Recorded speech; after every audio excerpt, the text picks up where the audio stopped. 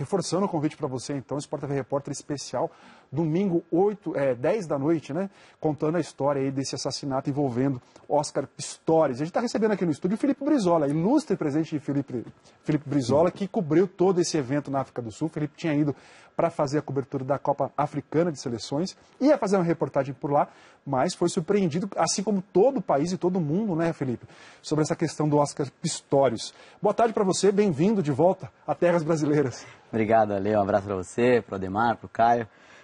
O Sport TV Repórter desse domingo, a proposta dele é contar a história completa. Então, a pessoa que assistir, a gente espera que seja uma ótima audiência, como sempre, vai entender com riqueza de detalhes. Até, às vezes, nas reportagens a gente nem tem tempo, porque a televisão, o tempo é algo mais importante, exatamente. Mas esse Sport TV Repórter, a proposta é contar desde o começo. A gente quer que desde o primeiro bloco até o último bloco a pessoa entenda como as coisas foram acontecendo. Porque, na verdade, o que é curioso, como qualquer caso que envolve crime, que envolve justiça, é o desenrolar dos fatos, né? E no caso do Pistorius foi curioso porque quando a notícia surgiu, a gente estava em Joanesburgo, o crime foi num condomínio pequeno, a uns 15 quilômetros do centro de Pretória, que fica a 60 quilômetros de Joanesburgo. Pretória é a capital da África do Sul. E quando surgiu o fato, a primeira notícia era de que uma mulher tinha sido encontrada morta na casa dele. Então,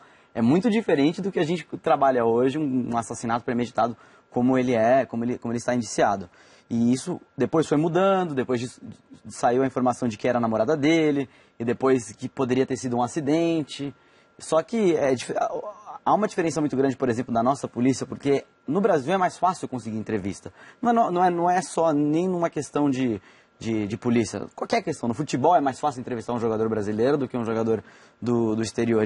E a justiça lá fora é igual. Então, a gente não tinha uma confirmação oficial da polícia, a justiça não se pronunciava. Não tinha uma voz oficial. Exatamente. O Pistorius também, obviamente, não quis falar, a família dele demorou para se pronunciar. Então, a gente ficou... O assassinato foi na madrugada do dia 14, uma quinta-feira, que era, por coincidência, Dia dos Namorados na África do Sul. E até terça-feira, ou seja, 4 dias depois, não se tinha ideia do que de fato tinha acontecido. E depois, numa audiência, quando o Pistorius tentava a liberdade provisória, ele falou um pouco sobre essa... Ele falou um pouco sobre ele deu a versão dele. Se você ouviu em casa, é Carlos Alberto Cereto que apertou o botão errado, em vez de falar no meu ouvido, falou na caixa. A gente vai ver esse trechinho que o Cereto pediu daqui a pouquinho. Então, assim, foi muito chocante, porque ele deu uma versão que as pessoas não imaginavam, de que teria sido um acidente. A gente tem uma reconstituição, Cereto, claro, nossa voz aqui na consciência já explicou. A gente fez uma reconstituição da versão do Pistorius e da versão da acusação. Uma reconstituição com ator, com atriz, enfim, é um diferencial para o programa. A gente vai abrir o programa já mostrando isso e depois todo o desenrolar da história. Vamos mostrar um trechinho, então. Claro. O Cereto já pediu para a gente mostrar. Vamos mostrar, então, um trechinho do Sport TV Repórter para o Felipe falar em cima do que está se tratando esse trecho. Where you drive GDP at the local level and the infrastructure being the old way they've grown versus an emerging middle class being the new order. You're saying that transition isn't happening. It's still, in fact, the reason the Chinese economy accelerated, if it did.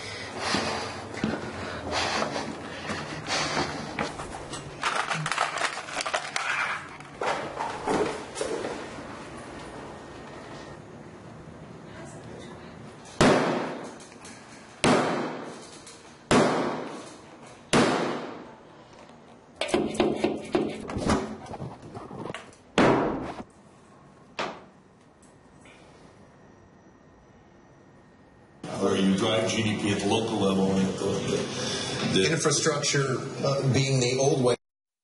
E aí a polícia chegou. Só que eu acho que o Felipe não estava sendo ouvido, né? O Felipe estava falando só pra gente. O Felipe estava contando tudo que estava acontecendo pra gente aqui. Essa reconstituição é a versão do Pistorius, né, que a gente viu. O Pistorius estava no dia. O que ele contou à polícia, o que aconteceu no dia, é essa reconstituição que a gente acabou de ver. Exatamente. A gente tem a reconstituição também do que a acusação diz. É claro que é mais fácil você fazer uma reconstituição do que diz o Pistorius, porque é uma versão já feita para ser uma verdade. A acusação, ela tem o que pode ter acontecido. Mas a versão da acusação é muito forte. Quem é o chefe da promotoria, nesse caso, na África do Sul, é o promotor mais respeitado do país. Ele colocou na cadeia recentemente o chefe da polícia, a gente sabe, por corrupção. A gente sabe o quanto é difícil colocar uma autoridade desse tamanho na cadeia em qualquer país que seja. Claro que em países subdesenvolvidos como o Brasil, ou em desenvolvimento como o Brasil, a África do Sul, é pior ainda, porque, claro, a justiça ainda está num processo mais lento do que num país mais desenvolvido. Desculpa, Felipe. Durante o programa aqui no Arena, a gente fazia contato com o Brizola por telefone. E era sempre uma questão que a gente perguntava assim, como é que é a repercussão via imprensa, né, a cobertura da imprensa. Tem um trechinho que fala exatamente sobre isso no Sport TV Repórter que vai passar domingo. Vamos ver. Foram 5 sessões na Corte C de Pretória antes de Oscar Pistorius saber se ele teria ou não a liberdade provisória até o julgamento. E esse ponto foi muito importante porque no primeiro dia a gente não tinha acesso à sala, mas do lado de fora vários jornalistas ficaram acompanhando e esse vidro não estava tapado. Diante de uma demanda de mais de 100 profissionais de imprensa, gente de todas as partes do mundo, eles resolveram abrir uma segunda corte com estrutura de televisão, com estrutura de áudio, fica exatamente ao lado, onde aí sim as pessoas puderam assistir com conforto e não perderem nenhum detalhe do que aconteceu durante essas sessões. Obrigado, Felipe Brizola. O Brizola trazendo informações aqui também.